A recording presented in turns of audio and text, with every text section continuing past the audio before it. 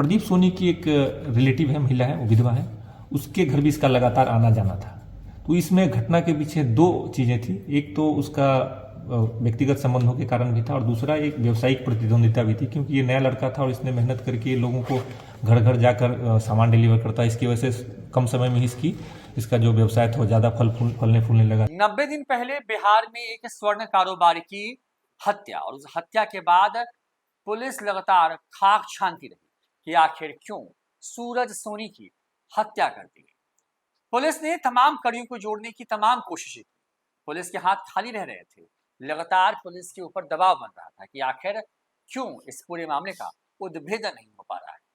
तमाम कड़ियों को जोड़ने के बाद पुलिस ने जो खुलासा किया, उस खुलासे ने सबको सन्न कर दिया है। आपको बताएंगे कि बिहार के सासाराम में हुई इस अनोखी मर्डर मिस्ट्री के पीछे की कहानी क्या है और किस तरीके से सूरज सोनी की हत्या की गई। सासाराम का बड्डी थाना क्षेत्र, जहां 3 महीने पहले 22 अगस्त को स्वर्ण कारोबारी सूरज सोनी की हत्या कर दी गई थी। इस पूरे मामले में पुलिस ने कई टीमें बनाई। पुलिस की कोशिश थी कि जल्द से जल्द इस मामले में खुलासा हो जाए, लेकिन 90 दिन तक पुलिस के हाथ खाली रहे।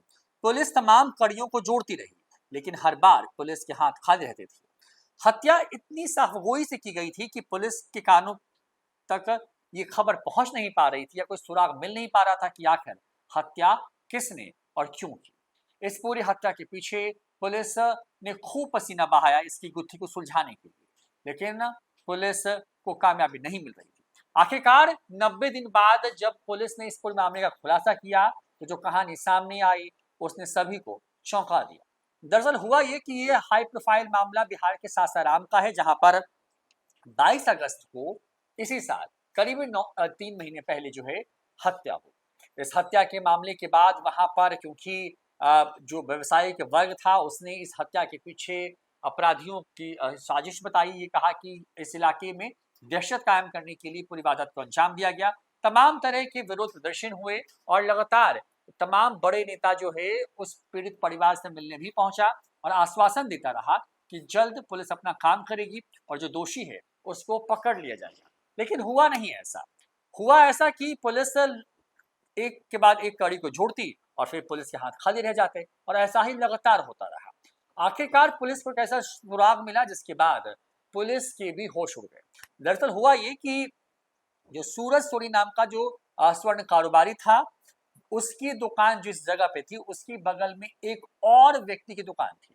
क्योंकि सूरज की दुकान ज्यादा चलती थी, लिहाजा बगल का जो पड़ोसी दुकानदार था उसको सूरज की ये कामयाबी जो है वो पच नहीं रही थी। इसी मामले के बाद जो है उसने साजिश रची। लेकिन पुलिस ने ये पहली कड़ी जोड़ी थी, इसके बाद एक और कड़ी का खुलासा होता है, और उस कड़ी के खुलासे के बाद इस पूरे मर्डर मिस्ट्री से जो एक तरीके से कहें कि पर्दा हट जाता है। होता यूं है कि आपसी रंजिश एक वजह बताई जाती है इस हत्या के पीछे, लेकिन पुलिस के पास कोई पुख्ता सबूत नहीं था। करीब 1.5 लाख रुपए में सूरज सोनी की हत्या को लेकर के जो है उसको लेकर के जो है वो फिरौती दी गई थी, और उसके बाद कॉन्ट्रैक्ट किलर ने इस पूरी वारदात को अंजाम दिया।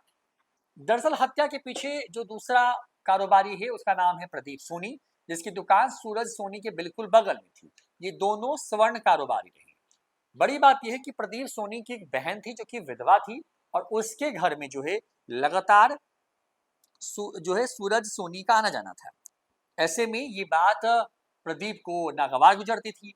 इसी वजह से प्रदीप ने अपने कुछ करीबी लोगों के साथ मिलकर के इस जो कारोबारी है सूरज सोनी, उसकी हत्या की साजिश रची। पुलिस के मुताबिक प्रदीप सोनी ने ही सासाराम के लखनऊ सराय के सुरेश चौरसिया और असगर को सूरज की हत्या की 1.5 लाख रुपए में सुपारी दी, जिसमें रोहतास कैमूर का कुख्यात अपराधी सत्येंद्र चौधरी भी शामिल था। सत्येंद्र चौधरी की पहले ही गिरफ्तारी हो चुकी है, जबकि मामले में एक और मुख्य शूटर की पहचान कर ली गई है, लेकिन उसकी गिरफ्तारी नहीं हो पाई। जब सभी कड़ियों को पुलिस ने जोड़ा तो उसके बाद जो खुलासा हुआ वो चौंकाने वाला था। रोहतास एसपी के मुताबिक 22 अगस्त को आभूषण कारोबारी प्रदीप सोनी ने ही सूरज सोनी की हत्या करवाई। इस मामले में प्रदीप सोनी की गिरफ्तारी हो चुकी है और उसने अपना जुर्म भी कबूल कर लिया है। सूरज सोनी का प्रदीप सोनी की विधवा बहन के घर आना जाना उसे पसंद नहीं था, जिससे प्रदीप सोनी नाराज चल रहा था। उसी ने अपराधी सत्येंद्र चौधरी, सुरेश चौरसिया व असगर को सूरज की हत्या की सुपारी दी थी। इस हत्याकांड के बाद शहर में जमकर बवाल हुआ था। आरोपी गिरफ्तारी के लिए लोगों ने आंदोलन किए थे। वहीं पटना में इस हत्या को लेकर के आरोपियों की गिरफ्तारी की मांग हुई थी। पुलिस के सामने ये एक बड़ी चुनौती थी कि जल्द से जल्द जो दोषी हैं उसको गिरफ्तार किया जा सके। हालांकि पुलिस को करीब 3 महीने का वक्त लगा। इस पूरे मामले में पुलिस ने फॉरेंसिक टीम का भी खूब इस्तेमाल किया। तमाम सीसीटीवी फुटेज से लेकर तमाम तरह के जो रिकॉर्ड्स या जो सबूत जुटाए जा सकते थे वो सब कुछ जुटाए गए और सभी कड़ियों को जोड़ने में पुलिस को करीब 3 महीना का वक्त लगा। मुख्य और जो कुख्यात अपराधी था उसकी गिरफ्तारी तो पहले ही हो चुकी थी और उसी के दिए गए सुराग के बाद पुलिस ने दूसरे जो सबूत हैं जमा किए और उसके बाद एक एक करके तमाम चीजों को जोड़ा।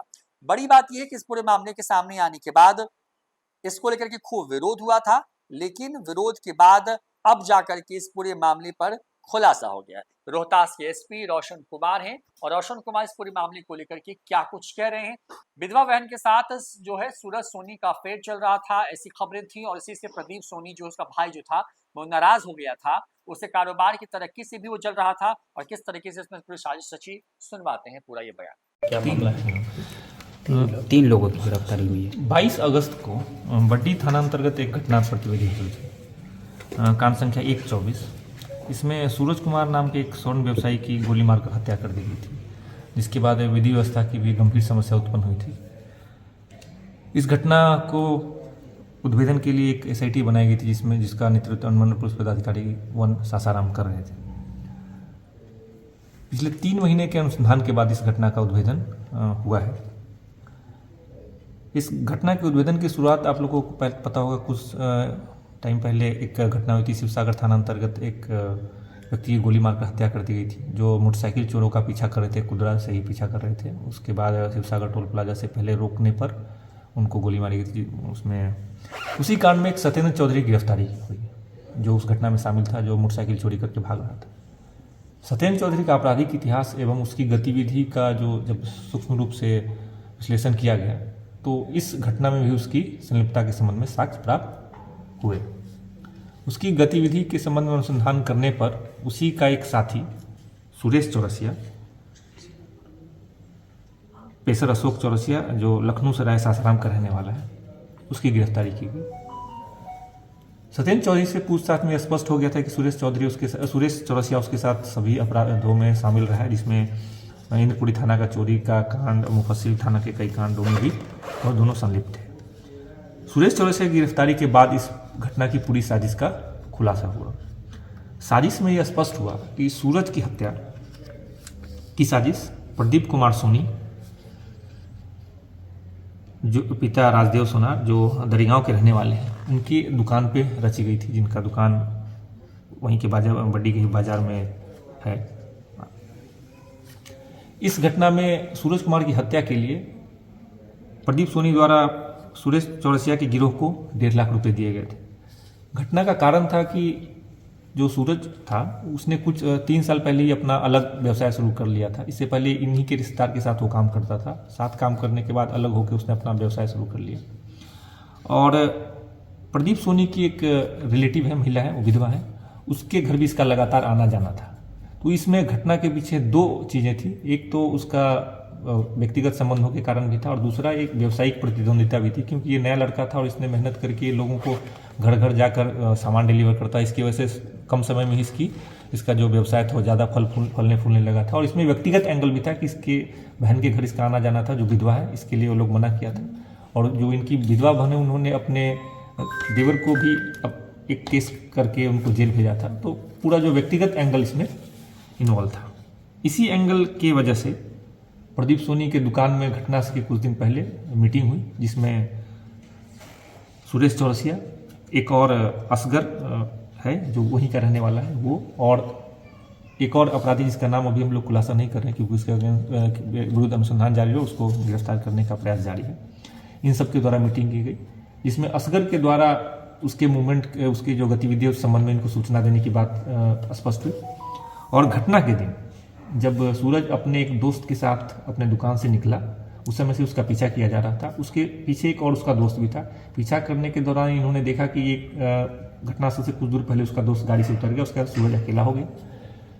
उसके बाद नहर के पास उसको पैर से मार के उसकी मोटरसाइकिल को गिरा के उसके बाद इन 3 लोगों ने उसके साथ पहले मारपीट की, उसका जो सोना था उसके बाद छीनने की कोशिश, उसके बाद उसको उसी मारपीट और छीन छोड़ के क्रम में उसको गोली मार के वहाँ से फरार हो गए। फरार होने के बाद इन्होंने जो सोना उसे लूटा था वो भी वापस प्रदीप सोनी को ही 1,23,000 में बेचा, जिसको इसने गलाकर आगे इसका निस्तारित उसको कर दिया। अभी तक के अनुसंधान में इस पूरे घटना में 5 लोगों की संलिप्तता स्पष्ट हो गई, जिसमें से 4 लोग गिरफ्तार हो चुके हैं। सुरेश चौरसिया, प्रदीप कुमार सोनी, असगर शाह और सत्येंद्र कुमार चौधरी। सत्येंद्र कुमार चौधरी पहले ही खुदरा के कांड में जेल जा चुका है और इस घटना में जो मोटरसाइकिल इस्तेमाल की गई थी वो पहले ही बरामद की जा चुकी है जब सत्येंद्र चौधरी गिरफ्तार हुआ था तब। और दूसरा एक स्कूटी जिससे उसका पीछा किया जा रहा था वो भी इस घटना से पहले ही एक शराब के कांड में कैमूर जिले में ही उसके जब्त होने की बात सामने आ रही है, जिसका हम लोग सत्यापन कर रहे हैं। इस घटना के जो प्रमुख सूत्रधार थे उसके अतिरिक्त जो लोग भी इसमें शामिल थे, इन सब का लंबा आपराधिक इतिहास रहा है, जिसमें से सुरेश चौरसिया के ऊपर 14 से ज़्यादा कांड दर्ज हैं, जिसमें चोरी, लूट, डकैती, आर्म्स एक्ट, हत्या का प्रयास के कांड दर्ज हैं। असगर जो है ये पहले से शराब के तस्करी में संलिप्त रहा है, जिसमें इसके ऊपर 2 कांड दर्ज हैं। सत्येंद्र चौधरी का भी लंबा आपराधिक इतिहास रहा है, जिसमें अभी तक इस पर 5 कांड दर्ज हैं। तो इस जो पूरा गिरोह है इसमें सभी पेशेवर अपराधी शामिल थे और इन्होंने एक साजिश के तहत इस घटना को दूसरा रूप देने के लिए, ताकि ये घटना लूटपाट की प्रतीत हो, इसमें व्यक्तिगत एंगल जो था लगा के इसकी हत्या करवाई गई। और जिसके बाद एक साजिश के तहत इस घटना के बाद विधि व्यवस्था की समस्या भी उत्पन्न की गई, ताकि पुलिस को गुमराह किया जा सके कि ये लूट की घटना है, न कि जो व्यावसायिक प्रतिद्वंदिता और उसी के पड़ोसी दुकानदार इसमें शामिल है। इसलिए उस घटना के बाद विधि व्यवस्था की समस्या भी एक साजिश के तहत ही पैदा की गई थी, ताकि पुलिस को दिग्भ्रमित किया जा सके। लेकिन 3 महीने के गहन अनुसंधान एवं जो वैज्ञानिक साक्ष्य संकलन है उसके आधार पर इस घटना का उद्भेदन किया गया और पूरी टीम द्वारा, जो अनुमंडल पुलिस पदाधिकारी सासाराम मोहन के नेतृत्व में काम कर रही थी, थाना की बड्डी जो रोहतास जिले की DIU टीम है, उनके द्वारा गहन अनुसंधान करके इस पूरे घटना का उद्भेदन किया गया। इसमें जो मुख्य शूटर अभी फरार है, उसकी गिरफ्तारी के बाद हथियार के संबंध में जानकारी प्राप्त हुआ है कि हथियार किसने उसको दिया था। सत्येंद्र चौधरी भी हथियार इस्तेमाल करता था, उस पहले इस घटना में ये स्पष्ट हो चुका है। दूसरा एक और व्यक्ति जो अभी तक फरार है, उसकी गिरफ्तारी के बाद आगे की चीज़ें भी स्पष्ट हो पाएगी और शायद इस घटना में और भी कुछ लोग शामिल हो सकते हैं जिनके संबंध में अभी तक साक्ष्य नहीं मिला है। लेकिन जब वो गिरफ्तार होगा उसके बाद आगे की चीज़ें भी इसमें कुछ और बिंदु जो है स्पष्ट हो। कुछ अपराधियों के पास से गिरफ्तारी भी हुई है सर, बरामदगी पहले ही सत्येंद्र चौधरी के घर से चोरी और लूट का बहुत सारा सामान, जिसमें टीवी, DVR और अन्य जो भी लूटपाट का सामान तो बरामद किया जा चुका है, जिस संबंध में सासाराम उपस्थित थाना में पहले से कांड दर्ज है। और जो घटना में मोटरसाइकिल यूज हुआ था उसका वो पहले ही बरामद किया जा चुका है, जिसके संबंध में मैं आप लोगों को पहले ही बता चुका हूँ। तो ये सारी चीज़ें